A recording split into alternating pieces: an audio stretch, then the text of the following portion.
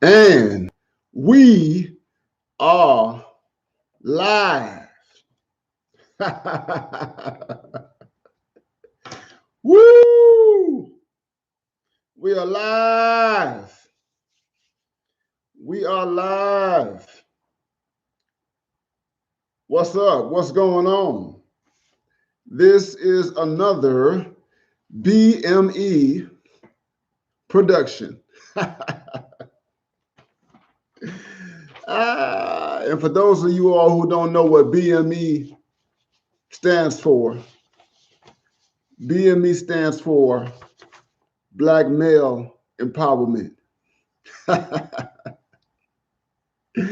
It also stands for Black Men's Empowerment.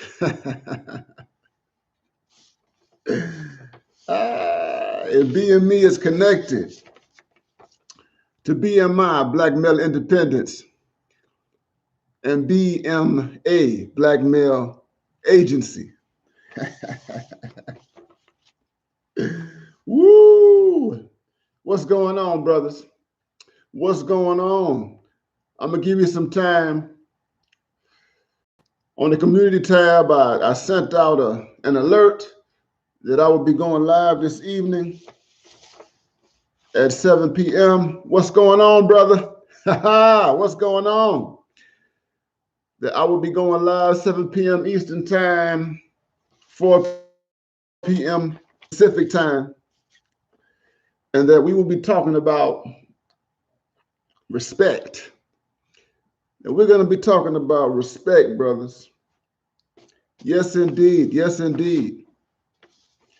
And I'm going to give the brother some time to come in. And as you all know by now, for those of you all who have followed my lives, I'm not here forever. I'm not here for y'all didn't get it? Okay. We'll check it out next time. For those of you all who follow my lives, you know that I don't do long lives. I try to keep it under 30 minutes. I might go over, but I'm going to try to keep it under 30 minutes. Y'all know me. What's going on, Prodigy? I see you, BGS. I see Lamont Ellis. I'm going to try to keep this thing under 30 minutes. But we have a lot to talk about, brothers. We got a lot to talk about. A lot to talk about. Yes, I posted it on the community tab earlier today. BGS Ibmore posted a very, very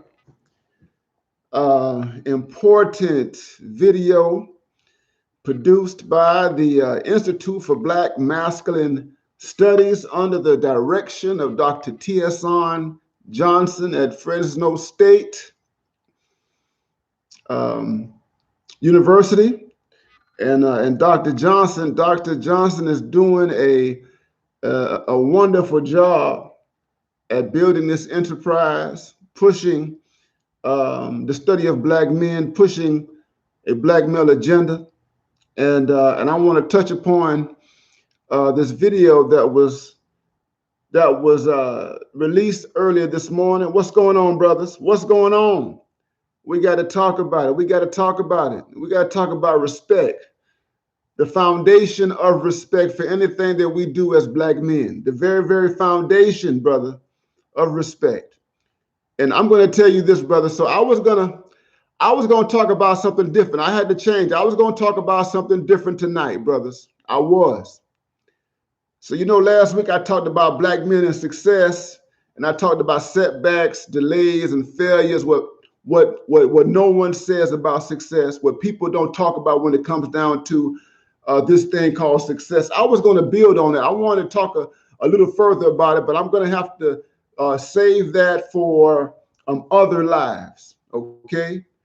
I want to talk about Kanye West, and I'm going to put this out there, brothers. I want to talk about Kanye West, and I want to talk about how success can kill you. I want to talk about how success can kill a Black man. and the dangers, brothers, of an uncritical, dangerous, brothers, of an unfettered, The dangers of a reckless pursuit of success. And Kanye West, I love Kanye West. I appreciate the brother Kanye West is a legendary man. People are going to be talking about Kanye West for generations. Okay. But Kanye West is a case study in the excess of success. What we do, we black men who are very ambitious, we black men who want to be great, we black men who want to leave a legacy, the excess, the extent to which we can damn near destroy our souls in the pursuit of success. That's right. That's all right. That's right, BGS. People, there are some YouTubers who've been, talking about Kanye West, calling him a simp and calling him a sucker and saying that he pee-whipped and all that kind of stuff. And yeah, he got a soft heart for Kim, and I got that. But Kanye West is not a dumb man. Kanye West knew exactly what he was doing when he married Kim Kardashian. Okay. All right, that was not a haphazard marriage. But when you're tied to that level of wealth, and when you're tied to that level of fame, and when you're constantly pursuing more, and you want to be, here's the thing: Kanye West wanted to be more than just music. He wanted to be more than just an entertainer and a rapper. Kanye West has set out to be something grand. Okay. All right. And his life issues have been affected by that, brothers. But we're going to talk about that. I want to talk about that tonight. But I'm going to save that for another night. I'm going to save that for another night. I want to talk about it tonight, but I'm going to save that for another night. Success can kill you. Success can kill you. And we black men have to talk about our pursuits of success and talk about some of the dangers that are involved in the pursuit of certain levels of success. And we have to talk about our knack for risk taking, our knack for risking it all, our knack for darn near destroying ourselves in the name of success, brothers. In the name of success. All right. You know your boy Suge Knight. Death Row Records and all of that. Suge Knight. He says Suge Knight is doing time. He's doing damn near 30 years in prison. He's a 3-time felon, brothers. All right. Okay. Because he had an unhealthy relationship with the idea of success, an unhealthy relationship.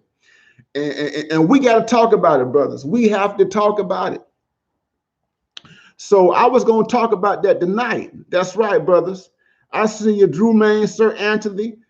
I see Taylor Jaw, Lamont, Neo, I believe here. That's right. The dangers. How many brothers, how many black men are in the penitentiary right now because they had an unhealthy pursuit of success? How many brothers who are locked up? All right, who are doing 10, 20, 30 years, 100 years, brothers who will never see the light of day, who have no release date because they had an unhealthy relationship to success.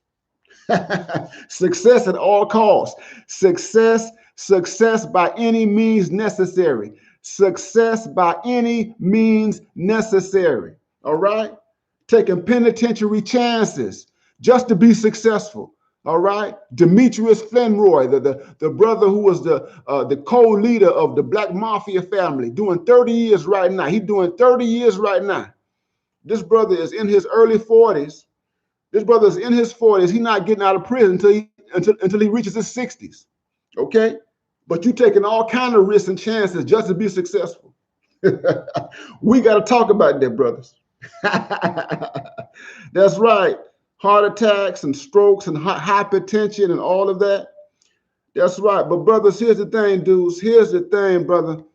I want us to talk. We got to talk about respect, brothers. We got to talk about respect. The politics of respect, and talk about why black men need to take respect seriously. So as I was saying, brothers, I was going to talk about success and I was going to talk about Kanye.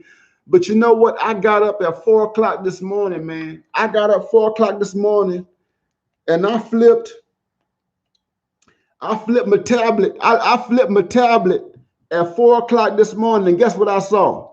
Guess what I saw? 4 o'clock this morning. And I saw this at 4 o'clock this morning. And this was on BGS Immore's page.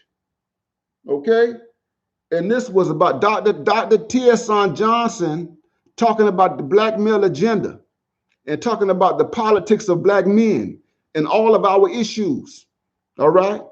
Most of us know about this black male agenda. For those of you guys who don't know about the black male agenda, you be sure to go over to the Honest Reports page. You brothers be sure to go over to New Masculinities, Black Masculinities under Dr. Tierson Johnson, where you see an entire document, all right? Pages and pages and pages and pages that deal with a black male agenda, okay?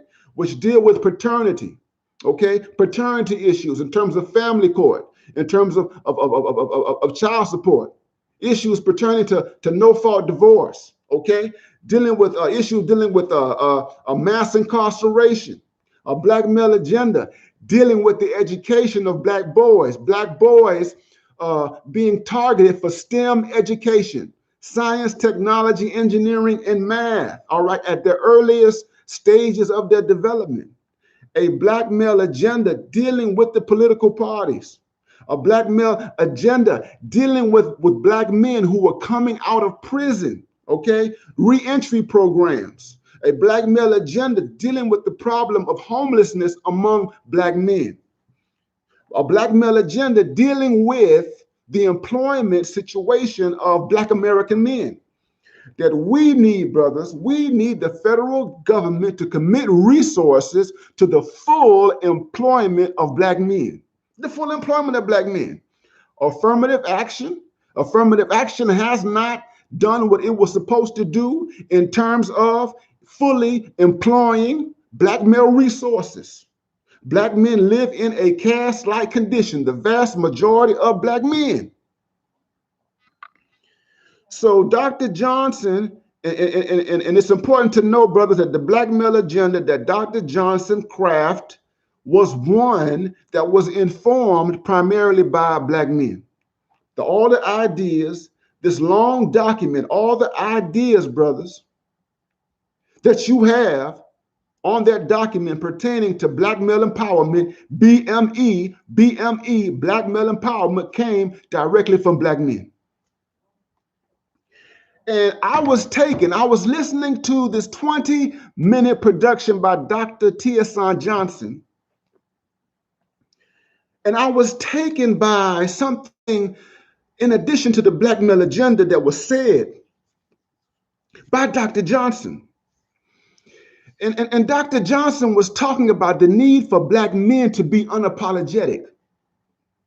He was talking about the need for black men to be an unapologetic advocates for themselves. And the language that Dr. Johnson used, the language of black male justice advocacy. And that we have to take an uncompromising stance, brothers. We have to take an uncompromising stance when it comes down to the issues and concerns of black men. And that means that if we take a stance that offends other people, so be it. If we take a stance which makes us unpopular, and I'm going to tell you, yes, a black male agenda is an unpopular stance. Talking about black men in politics, talking about black men and affirmative action, black men having jobs, black men being employed, the federal government targeting black men for employment, the federal government employing black men who are in business for government contracts, all right? That is offensive to a whole host of people. That's offensive. When we talk about targeting black boys and black male youth for STEM education, to target them at kindergarten, to target them at first grade, to target them at second grade, to target them third to the fourth grade. When we talk about the idea of black boys and black male youth being fully literate, that in and of itself is offensive to a lot of people. When we talk about black men and the family court system, and that we need equitable treatment for fathers, that fathers need to be treated fairly in the court system, and that fathers are just as important in the lives of their children as the mothers. We need to talk about paternity and the need for DNA testing, and that DNA testing in itself will rectify many of the problems that happen in family court. Not only would DNA deal with that, but DNA will continue to address many of the other problems that we have in terms of criminal justice. And here's the thing, brothers. And here's the thing. Damn near every demographic in this country who claims to be disadvantaged, to be victimized, other than black men, take offense to our assertion of a black male agenda, a black male politics. And for far too long, brothers, we have been too timid. For far too long, we have been too shy. For far too long, we have been too reluctant to affirm our own status, to affirm our own need for policy to specifically address us. Okay? All right? So the thing is, brothers, so you got the gays and lesbians, the LGBTQ people, the transgender people. The transgender people are up in Joe Biden's face right now telling Joe Biden what they want. They are up in Joe Biden's face telling them what they want. These transgenders, they used to be white males. We talking about these, well, I would just say this. They call themselves women now, right? They call themselves white women, but they were born as white males. And they up in Joe Biden's face telling Joe Biden what they want. They're not just telling Joe Biden, they're demanding that Joe Biden address their issues. And they don't care what anybody thinks about their issues, okay? They're doing that. And the rest of the LGBTQ people, they're doing that as well. And black women, and we already know that, black women advocate for themselves. They advocate for themselves as a tribe. Black women advocate for themselves as a denomination. And they do that for black women and black women alone. And what we're saying, brothers, is that we have to move beyond this idea that we have to have this type of universal mentality when it comes down to advocating for anything remotely close to a black male issue. That we got to talk about, it's just a black issue. It's not just a black issue, it's a black and male issue. But here's what's important, brothers. Here's what's important, brothers. And I want y'all to y'all share, and you subscribe. What's important, brothers, there's something Dr. Johnson said, which is key. Dr. Johnson said something that was key, brothers, is that you cannot have a black male agenda if black men themselves do not buy into the agenda. Black men have to buy into the agenda. Black men not only must buy into it, but black men must respect themselves enough to advocate for it. Black men must come to a place where black men are no longer interested in getting along just to getting along. That black men are no longer interested in simply just standing by and watching everybody see their issues and current concerns addressed by the institutions in this society. Which means, brothers, is that we black men must respect ourselves. And that respect is a prerequisite, brothers. Respect is the foundation for any type of politics. Because here's the reality. The world does not respect us. We are the most disrespected demographic in the United States. That's right. I know the women, they like to pull out Malcolm X. They like to pull out Malcolm X and talk about what Malcolm X said in the early 60s, that the black woman is the most disrespected person on the planet. Let me tell you something, brothers. In 2021, the most disrespected demographic in the United States is the black male population. That is the most disrespected population. All you got to go back. We are a little over six months removed from George Floyd. 6 months. You remember George Floyd? George Floyd is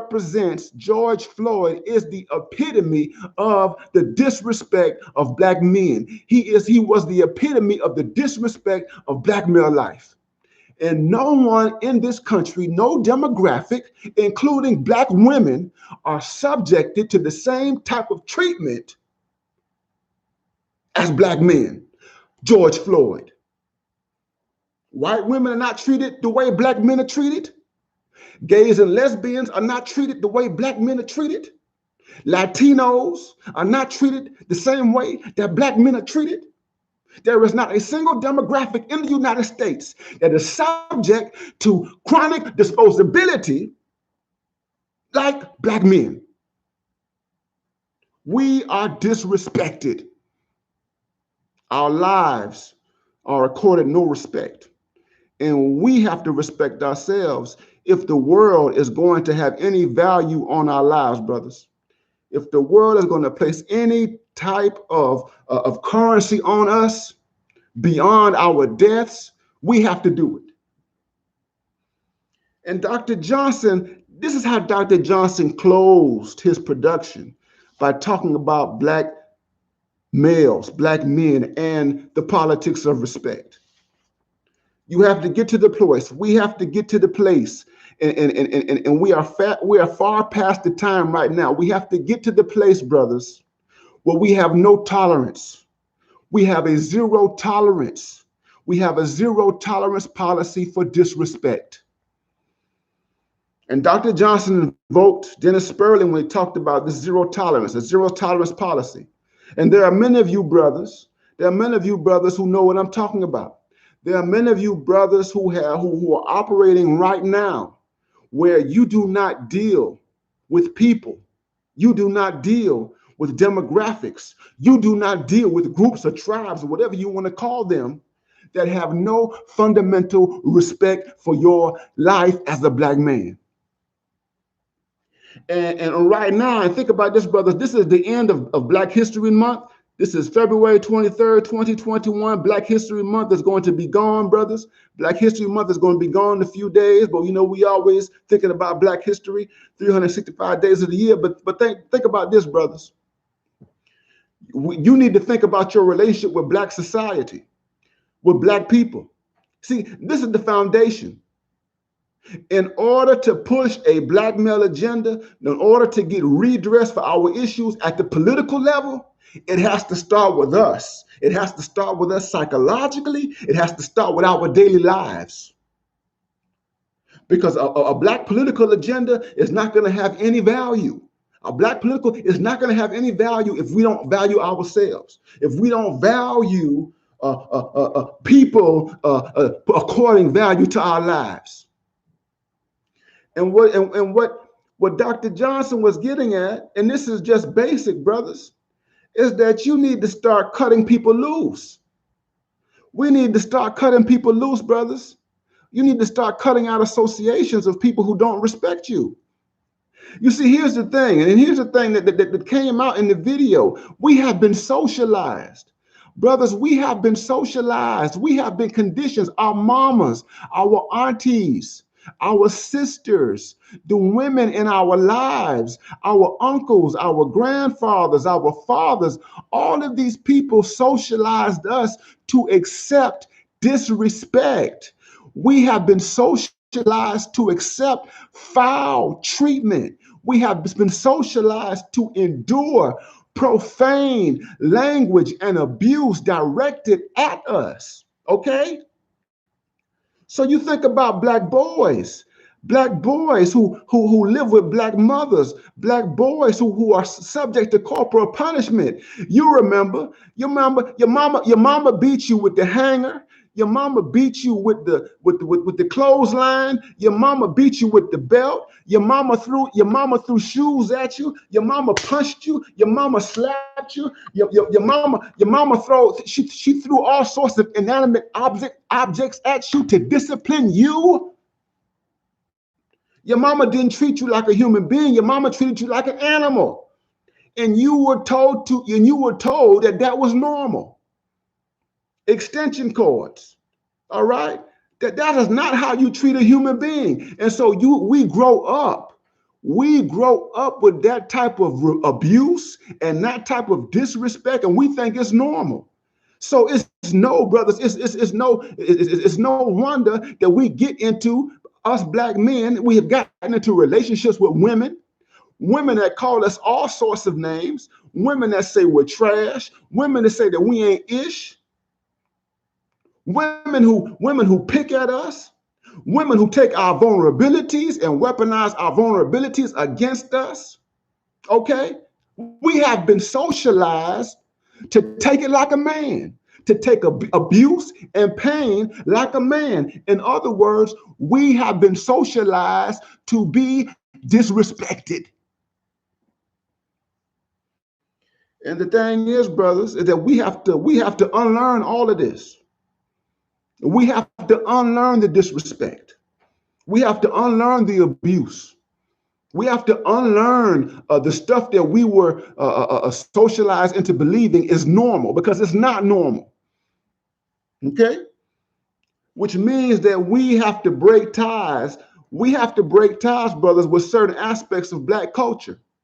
There are aspects of Black American culture and Black American culture's relationship with black men that we have to sever ties from, that we have to distance ourselves from. That includes, I'm not just talking about women, but I'm talking about men too. Because remember, there's a lot of self-hating. We got a lot of self-hating black men that exist. A lot of self-hating black men who work to bring down other men, to do harm to other black men, to kill other black men. We see it in the streets all the time.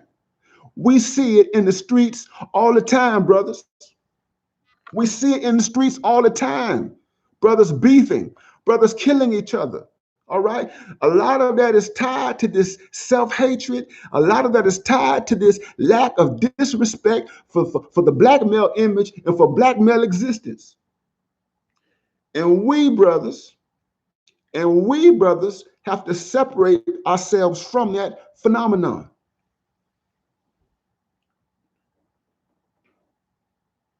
And the beautiful thing, brothers, is that there have been black men who came before us. Here's the thing: this is respect. We should demand respect. We should have an attitude toward respect, where respect always matters at all times. And as I prepared for this and I thought about this tonight, I thought about these different examples. I thought about James Brown. You all remember James Brown. James Brown, he's been dead over 10 years now. James Brown. And if you know anything, I suggest y'all do some reading about James Brown. James Brown grew up hardcore poverty, Georgia, South Carolina. He grew up real hard, all right? And James Brown came up in that era where black men, grown black men were called boys. Grown black men were treated like, children by white people. Okay.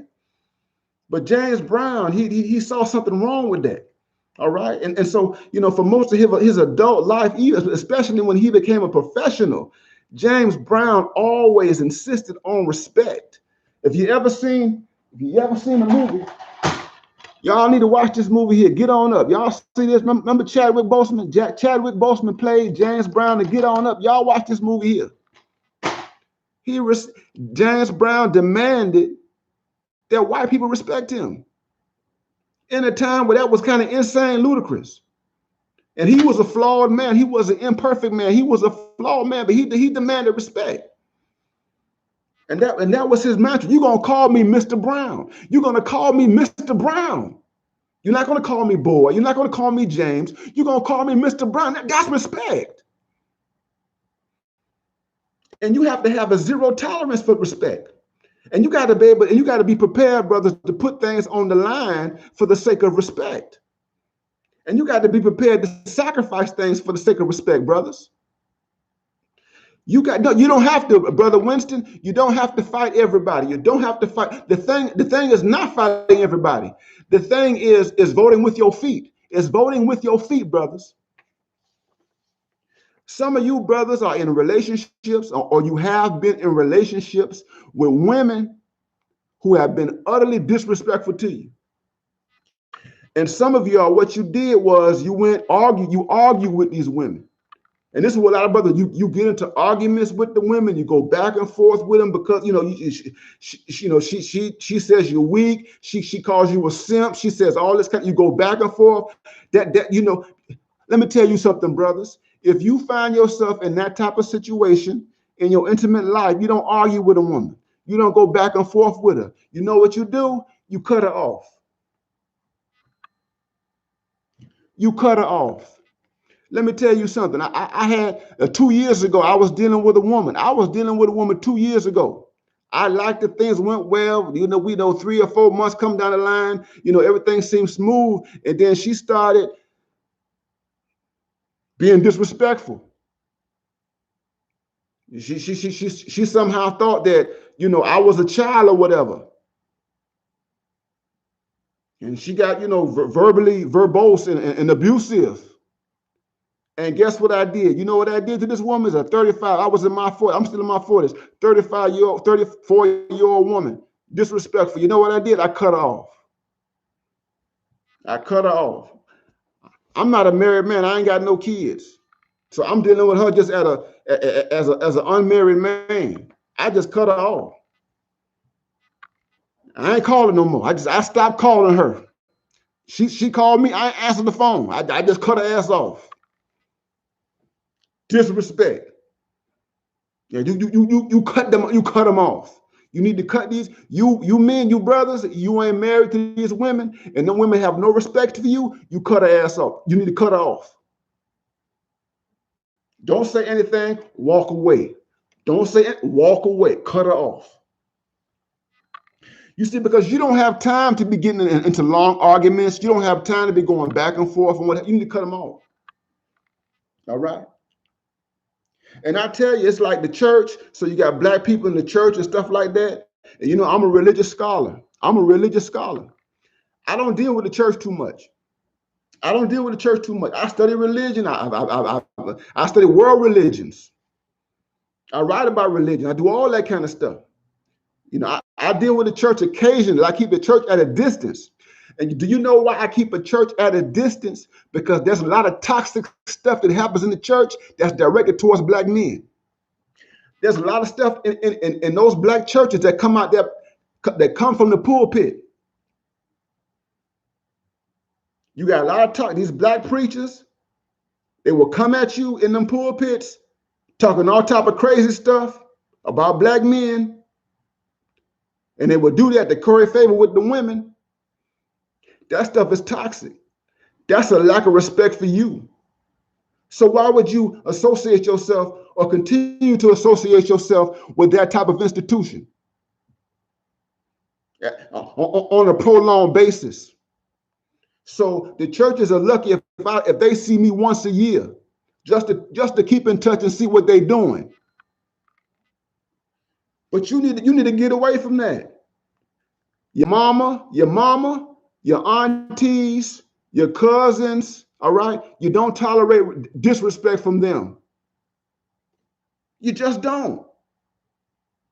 You don't tolerate disrespect, brothers. And this is the basis of politics. This is the basis of a black male agenda, the black male agenda. You have to be willing to risk things. If you have to stand alone, brothers, if you have to stand alone, let me tell you something, brother. So go back to my videos on black men bachelors, on the whole idea of the black man as a bachelor. Let me tell you something, brothers. We don't have an ideology around the bachelor. You've had some brothers on YouTube who talked about being a bachelor. Shout out to the old man, Obsidian Mumia Ali. Shout out to him. But we don't have a whole lot of brothers talking about that bachelor stuff. But here's the thing about being a bachelor, brothers. Here's the thing about black men choosing to be bachelors. A part of the choice of being a bachelor and not getting married is rejecting the disrespectability that exists within black culture.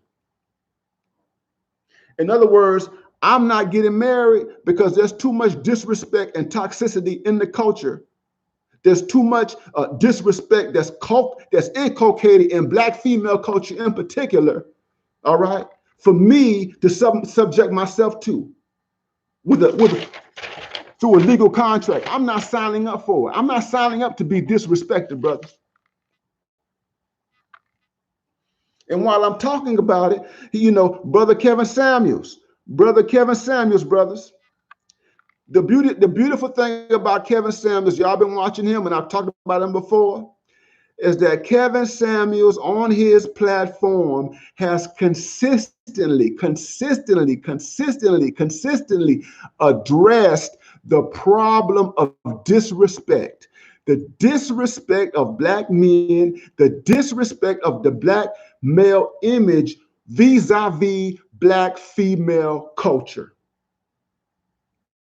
That black female culture has within it a mechanism, an enterprise, an entity, an infrastructure of disrespect towards the black male. And it is so deep in the black female psychology and consciousness that she can't even recognize it. She can't even see it. Because she's been socialized into thinking that disrespecting a black man, always challenging a black man, always being in opposition to a black man is normal. She thinks that keeping your feet to the fire, she thinks that challenging you all the time, she thinks that questioning you all the time is absolutely normal. She does not see it as disrespectful. And so the black bachelor, brothers, the black man who chooses to be a bachelor rejects all of that. And if you brothers got to walk alone, then you just got to walk alone. Get rid of the thirst. I know you're gonna have thirst. You know what I'm saying? You gotta get you a side piece. You got to get you something or whatever, a short-term situation. You do your short-term situation, bro. But you never accept disrespect. And even beyond that, I'm going to talk about, we deal with beyond the intimate relationships. I'm talking about, also our interactions in the world of commerce, in the world of capitalism. Where you spend your money, brothers. He said, don't spend your money, brother. Don't spend your money where you're not respected. Don't do business with anybody who does not respect your dollar. If Best Buy does not respect your dollar, don't do business at Best Buy. If the bar down the street, if the brewmaster and the brewery doesn't respect your dollar, don't do business with them. If that restaurant does not respect you, if the restaurant doesn't think highly of who you are, don't do business with the restaurant. You don't do business with anybody who doesn't respect you. And you know how it is. You know how it is to be a customer. You know how it is to receive foul customer service. And you know that the foul customer service is coming from a place of disrespect towards black men. They are disrespecting you because you are a black man.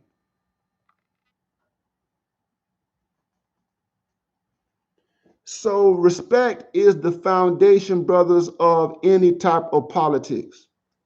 It's the foundation. And Dr. J is right. We can't talk about, brothers, we cannot talk about a black male agenda. We cannot pursue a black male agenda. We cannot do policy or any of those things if there is no baseline understanding or foundation that black men must be respected. We must be respected.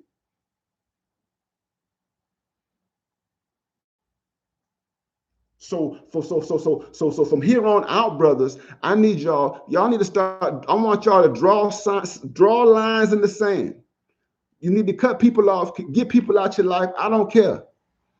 Don't entertain conversations with people who don't respect you. You know who doesn't respect you. There are people right now, there are people who hate black men. The people who I don't want to talk to them.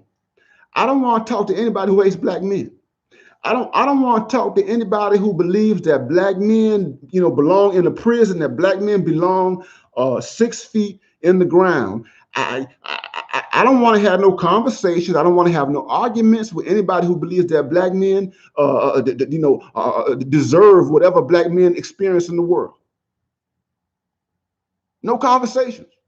That includes the radical feminists. There are radical feminists who hate black men. They hate them with a passion. They talking about them day and night, like they're like black men are the children of Satan. I don't want to talk to them. We ain't having no conversation. They see me and they see me and I see them in these academic spaces. I walk one way, they walk another. We don't talk because we ain't got nothing to talk about. You don't respect me. You don't respect me. We ain't got nothing to talk about. You don't respect black men. We don't have anything to talk about. But like I said, brothers, I didn't want to be here all night long. I didn't want to be here all night long. I've gone past my typical mark in terms of doing these live streams. I don't typically, go beyond 40 minutes or what have you, brothers. But I needed to talk about this because Dr. Johnson stirred me up this morning. I was going to talk about Kanye West again. I was going to talk about Kanye West and how success can kill a black man. I'm going to save that for another live. Kanye West, how success can kill a black man. We're going to talk about that another live, brothers.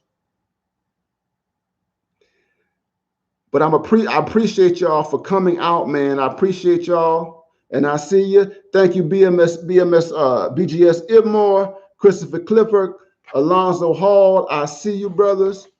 Lamont Ellis, I see all you brothers. Prodigy, I see all you brothers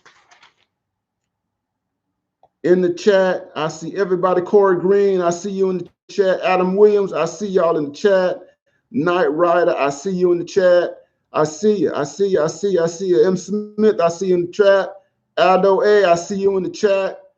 I see you. Marlon Joseph, I see you in the chat. Samad 66, I see you. RD Lamont, I see you. I see all y'all. Winston, Takuhisa, I see you, brothers. I see all you brothers in the chat, man. I appreciate you guys coming through. I'm gonna do more lives. Chance Rogers, I see you, man. I see you. I want y'all, Ancient Man, I see you, brothers. I want you all to continue, Sir Anthony. I want you brothers to push for respect. Black men respect, respectability. Black male respectability is all we got. Respect is all that we, it's the foundation for everything that we do. And this is not going to be the last time. This is not going to be a last time because respect is an inexhaustible, brothers. He said respect is an inexhaustible theme, an inexhaustible topic that black men have to deal with. And we got to teach black boys about respect. We got to teach black boys about the necessity of demanding that the world respect them. Black boys and black male youth. Okay? Because they need to learn that at an early age. At an early age. Anyway, brothers, I see you, Taylor Jaw. I know Cornel West. I saw Cornel West. Y'all see Cornel West. Cornel West has been in the news. Y'all saw Dr. Cornel West in the news at Harvard University. He's going at it with Harvard University because they didn't want to give him tenure. He's been back and forth at Harvard for years and everything. And he left, he went to Princeton, he went to Union Theological Seminary, and then he came back to Harvard. He's been trying to get tenured. He was tenured there back in the early 2000s. He was a university. He had the highest position that any professor could have at Harvard University. Fast forward to 2021, after he left, he came back, and they don't want to give the man tenure. They want to give him a contract. I don't have time to go into the academic politics around all of that stuff, but I will say this. Cornel West is talking about respect. He said, y'all don't respect me. And I'm gonna let the world know. That's Cornel West. I'm gonna let the world know how I feel about this. I'm gonna let the world know. So respect matters, brothers. Respect matters at every level, at every level, at every level. You're a black man at the bottom, respect matters. If you're a black man at the middle, respect matters. If you're a black man at the very top, respect always matters, brothers. Anyway, brothers, I've gone too long. I'm gonna punch out of here, man. I appreciate you guys coming in, and and I will give you all more heads up in terms of the next time I go live, because we have to talk about these other issues as well, man. So I'm gonna check out of here, man, and be sure to share, like, and subscribe. If you like this content, you can hit the PayPal, brothers. Go ahead, hit the PayPal. Go ahead, hit the Cash App. You know what I'm saying? If this is the content that you like, that's hard hitting, this fire, this raw and uncut ism. I'm gonna steal language from your boy. You know what I'm talking about. If you like this, man, support the content, man. All right. So I'm gonna get up out of here, brothers. You all take care and enjoy the rest of your night, guys. Peace out.